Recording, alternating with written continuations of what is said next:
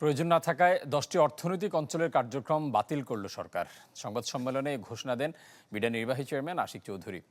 বাদ পড়া অঞ্চলগুলোর মধ্যে উল্লেখযোগ্য হল city special economic zone, Sonargaon অর্থনৈতিক অঞ্চল, মুন্সিগঞ্জ গার্মেন্টস শিল্প পার্ক, সুনামগঞ্জের ছাতক ইকোনমিক জোন ইত্যাদি। এছাড়া কক্সবাজারের সোনাদিয়া ও বাগেরহাটের সুন্দরবন ইকো ট্যুরিজম পার্কের লাইসেন্সও বাতিল করা হয়েছে। বলা হয়, সামিটের মূল উদ্দেশ্য ছিল বাংলাদেশ সম্পর্কে বিশ্বের মানুষের ধারণা পরিবর্তন করা।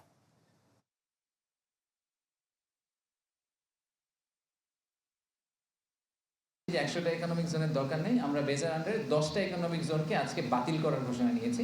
যে বা সেগুলোর মধ্যে সোনাদিয়া আছে, যেটার কথা আপনারা অনেক শুনেছেন। সুন্দরবনে একটা আছে, অ্যাপারেন্টলি ইকো ট্যুরিজম পার্ক হওয়ার কথা ছিল। সো এরকম বেশ কয়েকটা 10টা টোটাল ইকোনমিক জোনকে আমরা we are cancelling the licence for the economic zone because we don't think it's necessary. যে কটা আছে সেগুলোকে ঠিকভাবে করতে হবে।